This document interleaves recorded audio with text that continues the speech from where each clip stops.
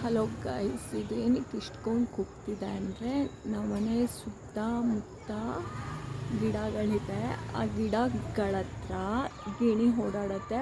ಆ ತೆಂಗಿನ ಮರ ಕಾಣಿಸ್ತಿದೆಯಲ್ಲ ನಿಮಗೆ, ಆ ತೆಂಗಿನ ಮರದಲ್ಲಿ ಗೂಡು ಮಾಡ್ಕೊಂಡಿದ್ದೆ ನವಿಲುಗಳು.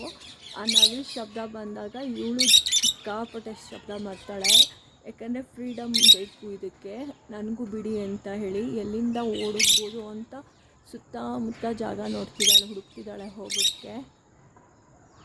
ಹೇಗೆ ಹೋಗಲಿ ಅಂತ ಬಿಟ್ಟರೆ ಹಾರಕ್ಕೆ ಬರಲ್ಲ. ನಾವು ಮನೇಲಿ ಬಿಟ್ಟಿದ್ದೀವಿ, ತುಂಬ ಹೊತ್ತು ಹಾರಲ್ಲ, ಸ್ವಲ್ಪ ಹೊತ್ತು ಹಾರಿಬಿಟ್ಟು ಸುಸ್ತಾಗಿ ಒಂದು ಕಡೆ ಕುತ್ಕೊಳ್ಳುತ್ತೆ. ಏನಾದರೂ ನಾವು ಇದಕ್ಕೆ ಹಾರಕ್ಕೆ ಬಿಟ್ಟು ಏನಾದರೂ ಇದು ಮಾಡಿದರೆ ತುಂಬ ದಿನ ಬದುಕೋದು ಇಲ್ಲ.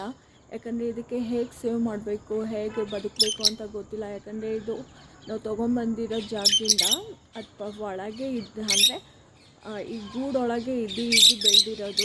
ಹೊರಗಡೆ ಪ್ರಪಂಚ ಇದಕ್ಕೆ ಹೇಗೆ ಏನು ಅಂತ ಗೊತ್ತಿಲ್ಲ. ಹೋದ್ರೂ ಎಲ್ಲಾದರೂ ಕುತ್ಕೊಂಡು ಇಲ್ಲ ಏನಾದರೂ ಕಚ್ಚಾಕ್ಬಿಡುತ್ತೆ, ಇಲ್ಲಾಂದರೆ ಏನಾದರೂ ಆಗುತ್ತೆ. ಇದಕ್ಕೆ ಸೇವ್ ಆಗೋಕ್ಕಂತೂ ಬರಲ್ಲ. ಅಲ್ಲಿ ಹೋಗೋಕ್ಕೆ ಮಾತ್ರ ಸಿಕ್ಕಾಪಟ್ಟೆ ಆಸೆ.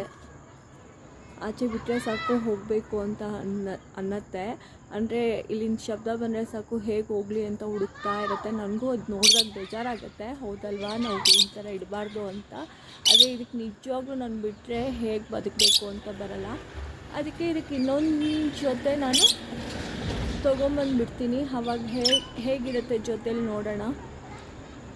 ಮತ್ತು ಮುಂದಿನ ವಿಡಿಯೋ ಇದ್ರ ಜೊತೆ ತೊಗೊಂಬಂದುಬಿಟ್ಟಾಗ ಹೇಗೆ ಮಾಡುತ್ತೆ, ಹೇಗಿರುತ್ತೆ ಅಂತ ನೋಡೋಣ. ಆವಾಗಾದರೂ ಕೂಲಾಗಿರುತ್ತೆ, ಇಲ್ಲ ಹೀಗೆ ಆಚೆ ಹೋಗಬೇಕು ಬಿಡು ಅಂತ ಹೇಳತ್ತಾ ನೋಡೋಣ. ನೆಕ್ಸ್ಟ್ ವೀಡಿಯೋಗೆ ಕಾಯ್ತಾ ಇರಿ. Take care.